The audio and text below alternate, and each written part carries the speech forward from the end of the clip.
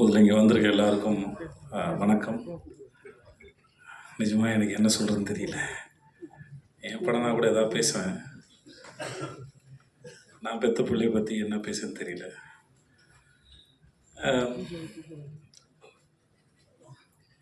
முதல்ல மாஸ்டர் உங்களுக்கு ரொம்ப நன்றி மாஸ்டர். இது எங்கே ஆரம்பிச்சதே தெரியல.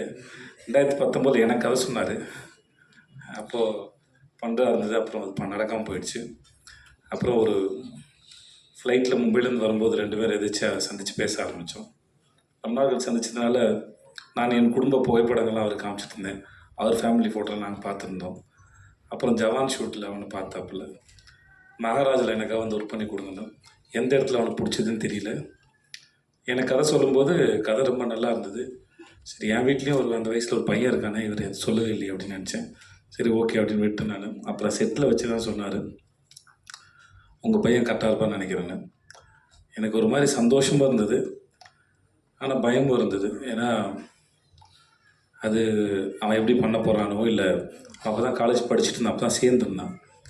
இப்படி எதுவாக இருந்தாலும் எனக்கு என் பையனுடைய முடிவுகளை அவனே எடுக்கணும்னு தான் நான் விரும்பினேன். நான் அது இன்னும் அவருக்கு ஒரு முறை 14 வயசு இருக்கும்போது சின்பாத் படம் நடிக்கும்போது இப்போ ஏர்போர்ட்டில் மற்ற இடங்களில் அவனே பழக விட்டேன். அவனே வந்து சொன்னான், அப்போ நான் இன்னும் வளரலை, என்னை தனியாக விடாது அப்படின்னு அவனே வந்து என்ன சொன்னான்.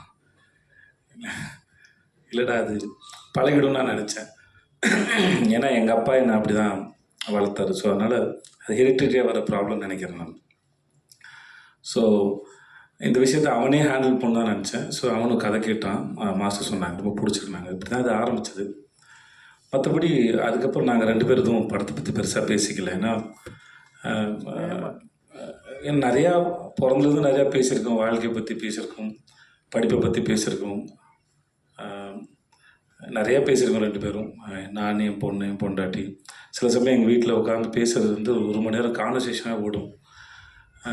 என்னுடைய நான் நடித்த வேலை பார்த்த அனுபவங்களை உட்காந்து வீட்டில் பேசுவேன். நான் சில சமயம் வந்து சில சீன் பண்ணது அதோட எக்ஸ்பீரியன்ஸ் ரொம்ப நல்லாயிருக்கும், ஒரு ஐடியா வந்தது நல்லாயிருக்கும். அது நான் என் குழந்தைகளோட பகிர்ந்துக்கு ஆசைப்படுவேன். ஏன்னா என் தொழில் சினிமா தான், நாங்கள் தான் வேலை பார்க்குறேன். ஸோ அதனால் என் தொழிலோட அனுபவங்களை, எப்படி இந்த மூளை இயங்குச்சு, எப்படி வேலை பார்த்தேன், மற்றவங்க எப்படி வேலை செய்கிறாங்க, இந்த மனித மனமும் இந்த மூளையும் எப்படி சிந்திக்குது அப்படிங்கிறது வந்து நான் என் தொழில் வழி தான் சொல்லிக் கொடுக்க முடியும். மோஸ்ட்லி அப்படி தான் சொல்லிக் கொடுக்குறது இல்லை, அது டிஸ்கஷனாக இருக்கும். சொல்லுவேன் நான், எனக்கு பொண்டாட்டி பிள்ளைங்க இருக்குது, வேலை இருக்குது, கடன் சுமைகள் இருக்குது, அப்புறம் பாதுகாப்பு சார்ந்து நிறையா சிந்திக்க வேண்டியது இருக்குது. ஆனால் குழந்தைகளாக இருக்க உங்களுக்கு எந்த பாரமும் இல்லை. அதனால் நான் பேசுகிற கருத்துக்களை கேட்டு உங்களுக்கு ஏதாவது கருத்து இருந்தால் கூட என்கிட்ட பகிர்ந்துக்கோங்க, அது எனக்கு உதவியாக இருக்கணும் அப்படின்னு ஒரு ஜனநாயக முறையில் தான் டிஸ்கஷன் இருக்கும் மோஸ்ட்லி. அது ஒரு வயசுக்கு மேலே அப்படி தான் வச்சுக்கிட்டேன். ஸோ அதனால் அவனுடைய விஷயங்களில் வந்து அவன் தான் தேர்ந்தெடுக்கணும், அது அவன் தான் முன்னாடி எடுத்துகிட்டு போகணும். பின்னாடியே வந்து எதையாவது சொல்லிக்கிட்டே இருந்து வளர்த்துக்கிட்டே இருக்கிறது இல்லை புள்ள. ஒரு ஸ்டேஜ் மேலே அதுவாக வளர்ந்துட்டு போகணும் தான் நினச்சேன். அதனால தான் அவனுடைய பூஜைக்கு வர்றதோ மற்ற எந்த விஷயங்களும் பெருசு தலையிடலை. ஷூட் நடக்கும்போது நான் போல ஒரே ஒரு முறை தான் போனேன். மாஸ்டர் அப்போது ஒரு விருது வாங்கினார்னு சொன்னாங்களே, ஆஸ்காருக்கு இனியா, ஒரு அந்த சமயத்தில் அவர் வாழ்த்தலான்னு போனேன். அப்போ தான் ட்ரெயிலரே பார்த்தேன். மற்றபடி எப்படா போகுதுன்னு கேட்பேன், அப்பா நல்லா போகுதுப்பா அப்படின்னு ஒரு சண்டை காட்சியில் ஏற்பட்ட ஒரு இந்த குரல்லாம் மாறி இருக்கும். பட் நான் அதை ரொம்ப என்ஜாய் பண்ணேன். நீ என்ஜாய் பண்ணுறியாடான்னு கேட்டேன். நான் ரொம்ப என்ஜாய் பண்ணுறேன், அவ்வளோதான் தேவை வழியே. மற்றபடி எனக்கு அவனுக்கான விஷயங்களை அவனால் தேர்ந்தெடுக்க முடியும். அவன் முன்னாடி பார்த்துப்பான்னு தெரியும். அவன் ஒரு அடாப்டபிள் தான், மாற்றிக்கூடிய ஆள் தான், தன்னுடைய தவறுகளை செல்ஃப் அனலைஸ் பண்ணக்கூடிய ஒரு ஆள் தான். ஸோ அது அவனுக்கு இருக்கும்போது அவன் பொழைச்சிப்பாங்கிற நம்பிக்கை எனக்கு எப்பவுமே இருந்தது. அதனால் எனக்கு எந்த கவலையும் பயமும் இருந்ததில்லை. ஸோ அவன் பார்த்துப்பான்னு எனக்கு தெரியும். பட் இந்த ஒரு வாய்ப்பை ஏற்படுத்தி கொடுத்தவங்களுக்கு மிகப்பெரிய நன்றி மாஸ்டர், ரொம்ப நன்றி. சின்ன வயசுலேருந்தே அவனுக்கு மாஸ்டர் ரொம்ப பிடிக்கும். அப்படிப்பட்ட நான் சொல்லியிருப்பேன், ஒருவேளை நான் ஒரு படம் அமைஞ்சால் இருந்தால் கூட அனல் அரசு மாஸ்டர் வச்சு உனக்கு ஃபைட் எடுத்துட முடியுமான்னு எனக்கு தெரியாது. ஸோ அவர் மூலமாகவே இந்த வாய்ப்பு உனக்கு அமைஞ்சதுங்கிறது அது பெரிய பாக்கியம் நான் சொல்லியிருக்கேன். ஸோ ரொம்ப ரொம்ப நன்றி மாஸ்டர் உங்களுக்கு. மற்றபடி இன்றைக்கி வாழ்த்து பேசுகிறவங்க அத்தனைக்கும் ரொம்ப நன்றி. ரொம்ப உளமாற வாழ்த்துனீங்க. அதுக்கு நான் எவ்வளோ நன்றி சொன்னாலும் தகும். அது மாஸ்டர் உங்களுடைய ஸ்பீச் எதிர்பார்க்கல மாஸ்டர். ஒரு பெரிய ஏதோ அரசியல் கட்சி மேடையோட ஸ்பீச் மாதிரி இருந்தது மாஸ்டர், நல்லா இருந்தது. டிடி தேவதர்ஷினி, நான் உங்களுக்கு தெரியும், நான் உங்களோட பெரிய ஃபேன். உங்களுக்கும் சரி, உங்கள் வீட்டுக்காருக்கும் சரி, நீங்கள் 2 பேரும் அற்புதமான ஆக்டர்ஸும் சரி, மனிதர்களும் சரி. அது பெரிய வார்த்தை. நீங்கள் வந்து உங்கள் பிள்ளையா பார்த்து அதை வாழ்த்து சொன்னது. இந்த படம் பார்த்தபோது உங்களுடைய பெர்ஃபார்மன்ஸ் நைட்டில் உங்களுக்கு பேசினா நினைக்கிறேன், சேத்தன் சார் கூட பேசினா தெரியல. நீங்கள் ரொம்ப பிரமாதம். எந்த கேரக்டர் எடுத்து பண்ணாலும் சரி, அது ரொம்ப பிரமாதம். அம்மா எனக்கு உங்கள் பேர் தெரியாது, ஆனால் அந்த படத்தில் சில காட்சிகள்லாம் வந்து உங்களோட எக்ஸ்பிரஷன் வந்து ரொம்ப பிரமாதமாக இருந்தது. நான் மாஸ்டருக்கு நான் சொன்னேன். அது அவ்வளோ சர்ப்ரைசிங்காக இருக்கும். உங்களுடைய படங்களில் நீங்கள் பண்ணுறது ரொம்பவே நல்லா இருந்தது. ப்ளீஸ் உட்காருங்க. அபி உட்கார அபி, அதெல்லாம் உட்காரு.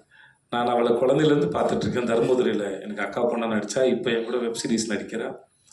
அவருடைய வளர்ச்சி எனக்கு ரொம்ப சந்தோஷத்தை கொடுத்து. எனக்கு உங்கள் பேரும் தெரியாதுமா, வாழ்த்துக்கள். உங்களுக்கு என்னுடைய வாழ்த்துக்கள். சக்தி எல்லாரும் ஒருத்தர், விவேகா சார், சிவா சார், உங்கள் எல்லாருக்குமே என்னுடைய மிகப்பெரிய மனமார்ந்த நன்றி. வந்த உங்களுக்கும் நன்றி. பாண்டராஜ் சார் உங்களுக்கும் நன்றி சார். வினோத் சார் உங்களுக்கும் நன்றி. எனக்கு வேறு என்ன சொல்கிறதுன்னு தெரியல. படம் நல்லா வந்திருக்கு. என் குழந்தைக்கு இப்படி ஒரு அனுபவம் கிடைச்சதுக்கும் முதல்ல அவனை ஸ்கூலில் சேர்க்கும்போது எனக்கு ஒரு மாதிரி அப்படின்னு இருந்தது. இப்போ அந்த மாதிரி தான் நம்ம குழந்தை இந்த உலகத்தில் ஒரு கால் எடுத்து வைக்கும்போது ஒரு நர்வஸ்னஸ் இருக்கும். பக்கத்தில் க்ரீன் பார்க்கில் என்னுடைய முதல் படத்தோட ஆடியோ லான்ச் நடந்தது. அப்போது ஒரு மாதிரி ரொம்ப படபடன்னு இருந்தேன் நான். இப்போ அதோட பல மடங்கு படபடன்னு இருக்கேன். பட் ஆனால் ரொம்ப சந்தோஷமாக இருக்கேன். ரொம்ப நன்றி வந்தவங்க அத்தனைக்கும் இந்த நாளுக்கு நன்றி சொன்னாச்சு. இது என்னோட என் பொண்டாட்டிக்கு இது ரொம்ப பெரிய சந்தோஷம். அதனால் அவளுக்கு பேசுறது கொஞ்சம் கூச்சமாக இருக்கும். அதனால் அவளுக்கும் சேர்த்து நான் நன்றி சொல்லிக்கிறேன். என் மகளுக்கும் சரி, இவங்க எல்லாரும் சேர்த்து நான் அவங்க எல்லாருக்கும் நன்றி சொல்லுவேன். Thank you so much. Thank you. Press and our chief guest எல்லாருக்குமே ரொம்ப நன்றி. ரொம்ப டைம் ஆகிடுச்சு, மன்னிச்சுக்கோங்க. ப்ரெஸ்லாம் ரொம்ப டயர்டாக இருக்கீங்க. இந்த ஸ்டேஜை நான் எல்லாருக்கும் தேங்க்யூ சொல்லிக்க மட்டும் சொல்கிறேன். ஏன்னா இந்த 2 years ஆஃப் ப்ராசஸ் எப்படி ஆரம்பிச்சது, ஒரு கான்ட்ரவர்சிஸ், அதுக்கப்புறம் ஷூட்டிங், அதுக்கப்புறம் நடந்த பிரச்சனைகள், படம் ரிலீஸ் ஆகாமல் ஒரு பெரிய போன கேப்பு, இது எல்லாமே ஒவ்வொன்றுத்துலேயும் ஒன்று கற்றுக்கிட்டு ஒவ்வொன்றத்தையும் லெசனாக எடுத்துக்கிட்டு அது போகிறதுல எனக்கு ரொம்ப சந்தோஷமாக இருந்துச்சு. இன்றைக்கி நான் இந்த இடத்துல நிற்கிறேன்னா இந்த ப்ரெஸ்ஸும் என் கூட நடித்த co artist and my family and my friends இவங்களால தான் நான் இன்றைக்கி இந்த இடத்துல நிற்கிறேன். And I'm bit emotional. இன்னும் 4 நாளில் படம் ரிலீஸ், 8 நாளில் படம் ரிலீஸு. அண்ட் என்னோடய co artist Devadhishni ma'am, Sampath sir and Harish Uthman sir, Muthukumaran அண்ணன். எனக்கு ஒவ்வொரு சீனுமே நான் எங்கேயாவது எப்பயுமே வீக்கராக ஃபீல் பண்ணுவேன். ஏன்னா அந்த கான்ட்ரவர்சி நடந்ததுக்கப்புறமே எனக்கு ஒரு மாதிரி இருக்கும்.